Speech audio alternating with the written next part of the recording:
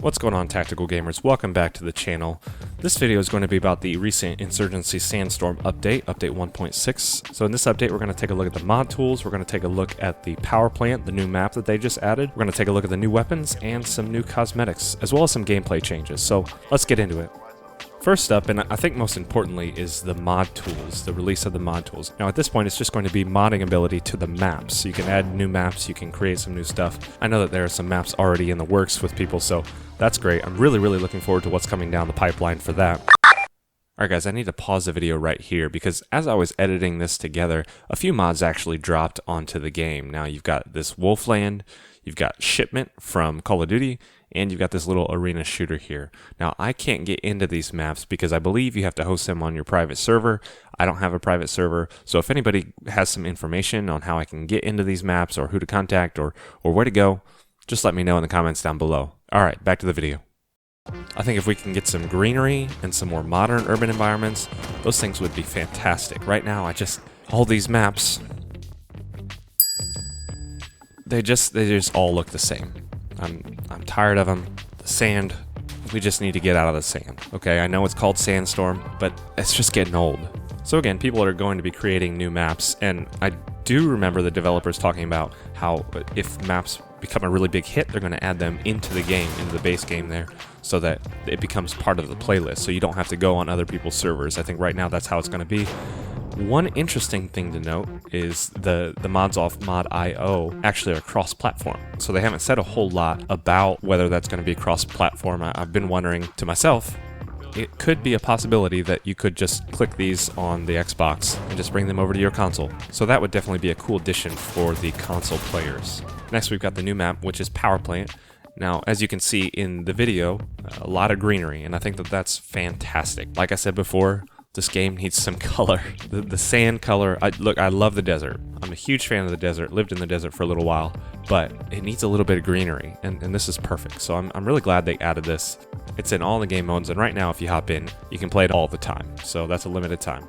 Next we've got a couple new weapons, the Tavor 7 and the Ace 52. Now, these weapons are under the advisor role, and look, they're good weapons. I enjoy them. I love new weapons. I think them adding new weapons to the game is a fantastic addition. I think that the more guns added to the game adds to the customization, and people can, pick their preferences, whatever their favorite rifle is. Personally, these things have a ton of kick. I really tried to use them during the CTE, and I liked them, but they weren't anything special, especially in a game like Sandstorm when 1 to 3 bullets will take out your opponent. It doesn't really matter that much. Personally, I'm going to pick something with less recoil because I'm not the best at shooters, to be honest. So handling the recoil can be kind of hard for me. I just haven't developed that muscle memory yet. So I probably won't use these weapons that much, but they're under the advisor role. For security, you've got the Tavor 7, and for insurgents, you've got the Ace 52. So feel free to hop on. Obviously in domination you can use these weapons all you want, but again, heavy recoil, similar damage to other rifles, just not my cup of tea. Moving on, we've got cosmetics, which, look pretty good. For security, we've got the compression shirt as well as different styles of headsets. Next, for insurgents, we've got the leather jacket, which I feel like would be really hot in the desert. And then we've got the smooth mask, also really hot. So if you want your character to die of a heat stroke, feel free to put those both on. Moving on, we've got the Killcam, probably the most controversial part of this. Now this won't be in the competitive modes or the hardcore modes, so if you're a competitive person and are worried about this, I'm sure you probably already know this, it's not going to be in there. However, it kind of works like this.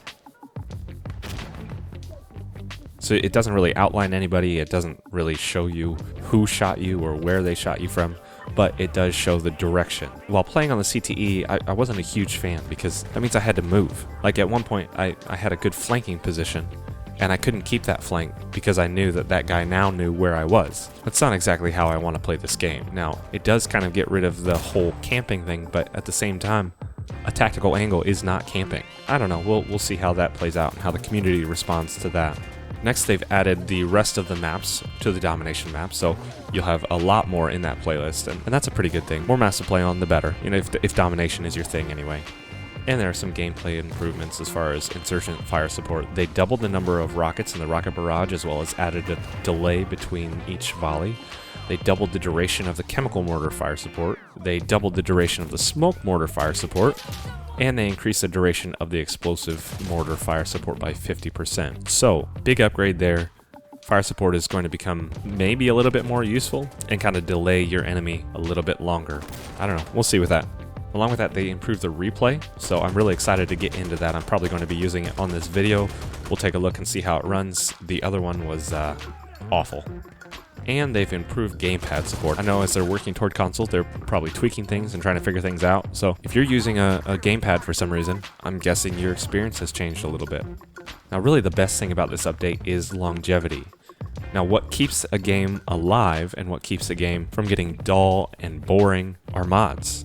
That's what keeps a game going. That's why people are still playing Arma 3 when it released in, what, like 2013?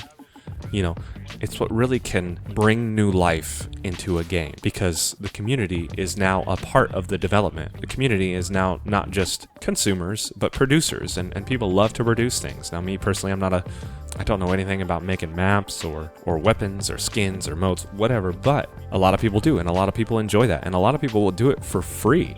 So that's a fantastic way to support your own game. I feel like this has come in a little bit too late because, you know, had this game had mod support earlier, they could have new maps and not have to worry about a content drip every 6 months or so. But it's here, so I'm not complaining.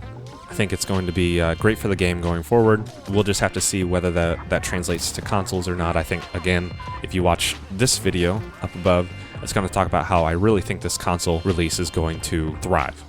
Mostly because these hardcore games just are not on console. So I think this is going to be a first. I think it's going to be great for the game. Now, just to let you guys know, every Saturday morning at 7:30 a.m., I'm going to be live streaming over on Twitch. So I'll be doing that for a couple hours. Feel free to give me a follow over there and hop in and play with me. You know, I could always use someone to play with. So other than that, hope you guys have a good week. Hope you guys are staying safe out there with all this madness. And I'll see you guys in the next one. Take care.